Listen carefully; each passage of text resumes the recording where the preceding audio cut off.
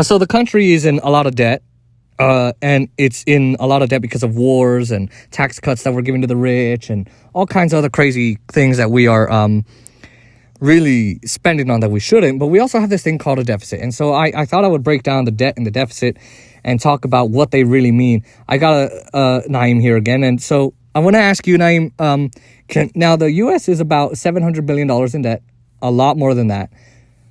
We are about $21 to $23 trillion. Well, it's $700 billion in deficit. I'm sorry. So our deficit is $700 billion and up, right? And our national debt, the money we actually owe, is at $21 to $23 trillion. So I'd like to ask you, number one, could you explain, just how do you explain the difference between the debt and the deficit? So the deficit is the idea of, hey, this is the budget we've laid out. This is the spending roadmap we've established, either annually or whatever reporting period has been set up. In the case of the U.S. fiscal budget, it's every fiscal year. Fiscal years means spending year. So the deficit ultimately is, okay, we've budgeted out this amount of money. We've budgeted out that we're going to spend this amount of money. This is the amount of money we have available to us. But we've used that money plus, let's say, the extra $700 billion. So we've surpassed what we've budgeted by $700 billion in spending. Ultimately, that's just numbers, right? That's just a numbers game because Right. we are the world's reserve currency. So we have that power. The same extends to the debt. The national debt is the idea that we've taken out debt, like, a regular consumer would take out credit on a credit card. Mm-hmm. Spend money they don't have. Right, exactly. And I think that is different on a federal level than it is on an individual level. On an individual level, you have, you have the credit card, you spend the money, you pay the credit card off, right? Mm-hmm. Or you don't, and you end up having to deal with bad credit, right? Mm-hmm. And that's a problem. Federally, nationally, when the country goes into debt, what's going to happen? We're the world reserve currency. We're backed.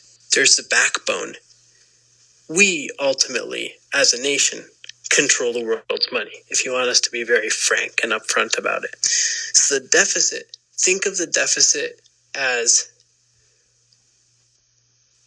the credit that's spent, the consumer credit that's spent, and think of the debt as that credit when it's not paid off. So let me just break it down, right? Because you know economics better than I do.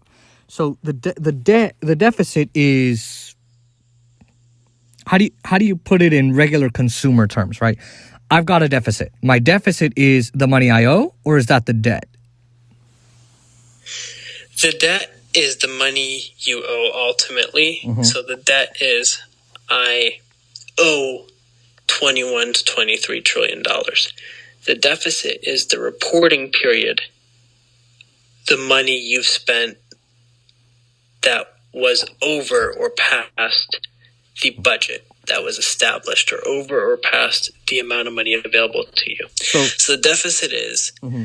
So the deficit really isn't a tangible consumer idea, because when you max out your credit card, you max out your credit card as a consumer.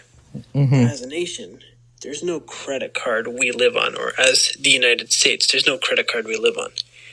If we've maxed out the money we have, we just go basically print money from thin air if we wanted to. We have that power. But we basically just get more money. That's surpassing our budget. That's the deficit. That's, not having the money. So what do we do to make sure the money is available to us that we don't actually have? We take out debt. And And how do we take out that debt? well, we leverage our world reserve currency status.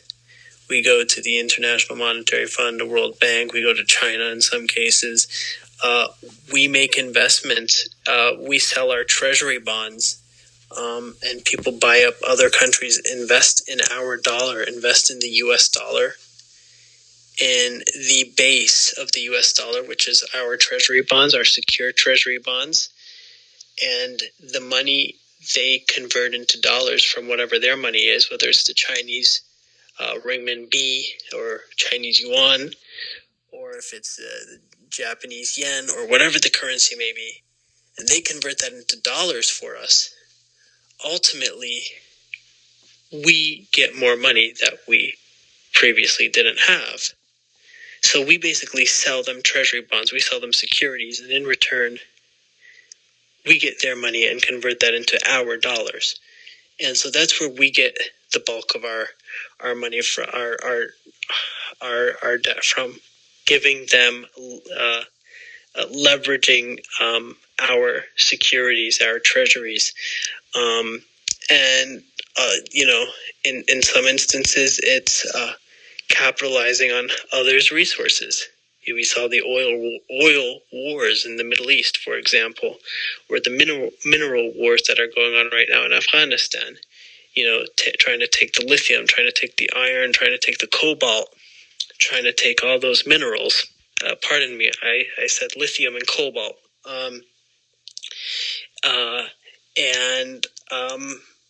If push comes to shove, this hasn't happened, but the Federal Reserve here in the United States can basically print money if it needed to.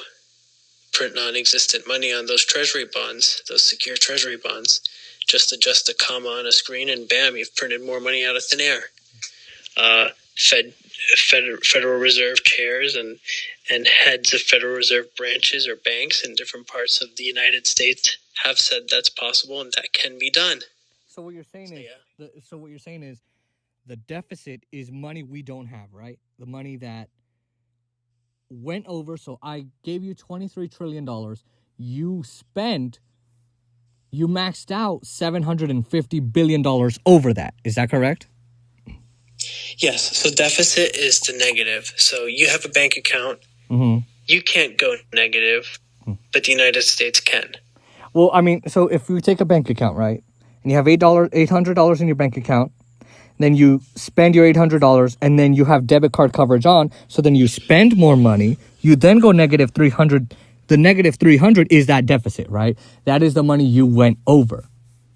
So now, Correct. Not only do you have to pay off that deficit, now you've also got to pay off that debt. The debt is the money that, okay, I used that $800. Now I need to pay back that $800. That is my debt.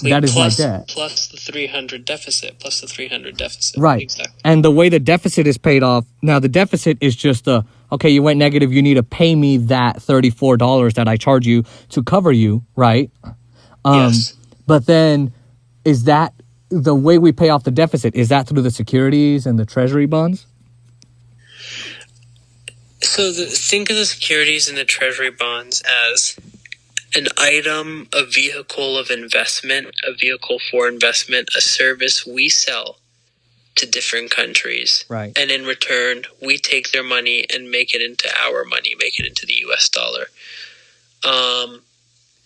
So, yeah, ultimately, all that money, all that currency comes back to us.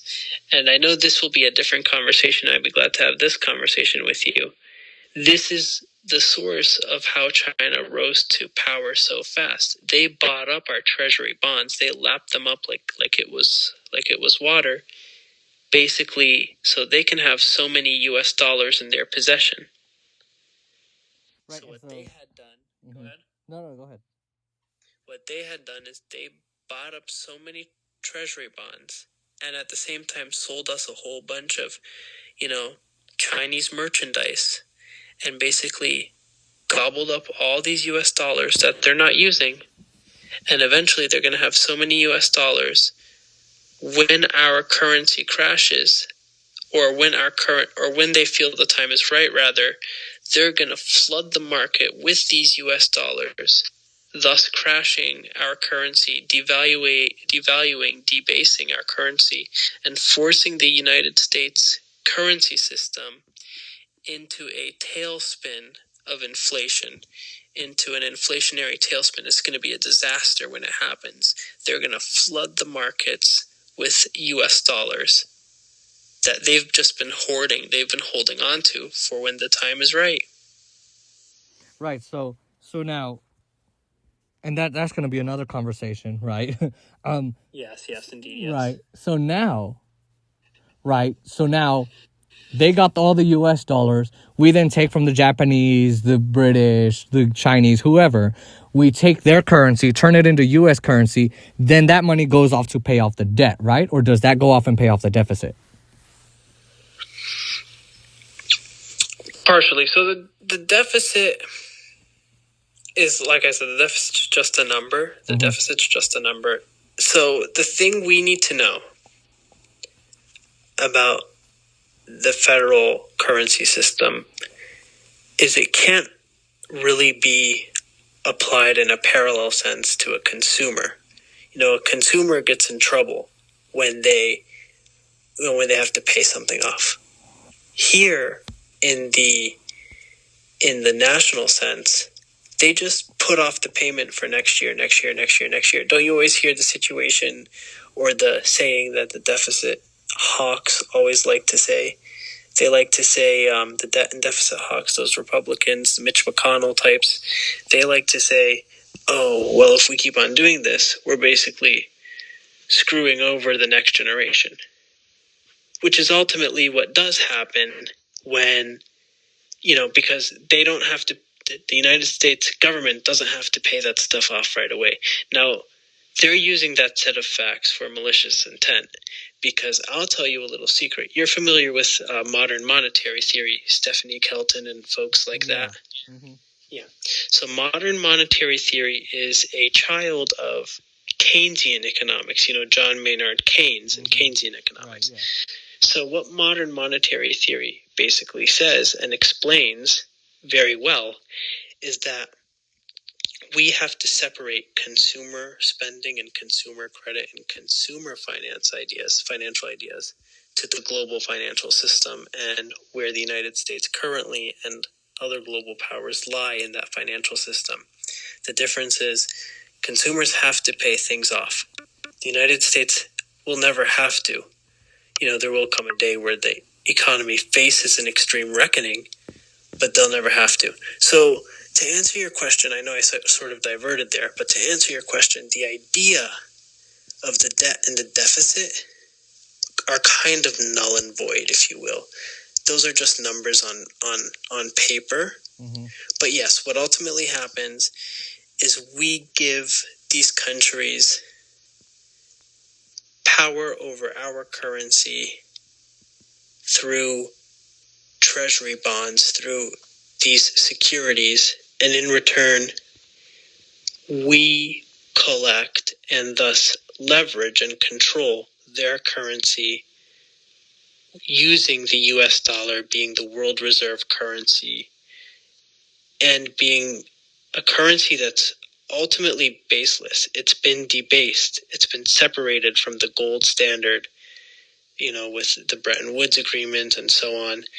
And separating us from the gold standard was something that people were talking about as early as 1896 with William Jennings Bryan, who was probably the first and the closest to the idea of a true populist that you will get in terms of American presidential elections. That was the 1896 election. You should check out some videos on the 1896 election. It's quite interesting. William McKinley, Republican, and William Jennings Bryan, who was running on the Democratic ticket. But the point is, once we were debased, once we were separated from the gold standard, it was a fiat currency. It was just a currency the US dollar was. That's the world reserve currency, loosely tied to petroleum, natural gas. But it was the world reserve currency that basically everyone needed to or wanted to convert their money into dollars. In the past, everyone wanted to convert their money into gold. And what power this gave us as a nation, the United States is the power of being able to control all other currencies by being the king of all currencies. I don't know if you're basically, we manipulate currency and we complain when China does currency manipulation. Yeah. Uh-huh. Mm-hmm. I don't know if that answers your original question. Yeah, I about got what it. happens with treasury bonds and when they're purchased. Yeah, basically, all I got from that is, with the debt and deficit, your debt is kind of like the country's credit card. It's using money it kind of doesn't have, but then it's got to pay it back using their bank account. But then they max it out. They go overspend. Now we've spent $750 billion over our initial budget. Then they got to go and get other, let China have our U.S. currency. Then take China's, sell them we sell our treasury bonds and our securities. And then our, U.S. dollar is now the world dollar, right? And so all of that creates a problem when China comes and says, okay, it's time, we're going to flood the market with it. It's going to crash our economy. Our debt isn't paid off. Our deficit isn't paid off. That creates a whole global problem. I don't know that we realize that, though, as a nation. Because, yes, will China flood the markets with U.S. dollars? I want to bet they will. There's no evidence they actually will. I'm just speculating here. But I really think they have a long-term economic plan in place. And I think that's only one step, one part of their long-term economic plan is to destroy, devalue, discredit the already debased U.S. dollar. Right. And part of doing that is flooding the currency exchange market, flooding the market with the dollar bills that they've been holding on as a result of buying up our treasury bonds and not actually using our U.S. dollars back. Most other countries would give us back our U.S. dollars by spending it on purchasing U.S. goods or U.S. services.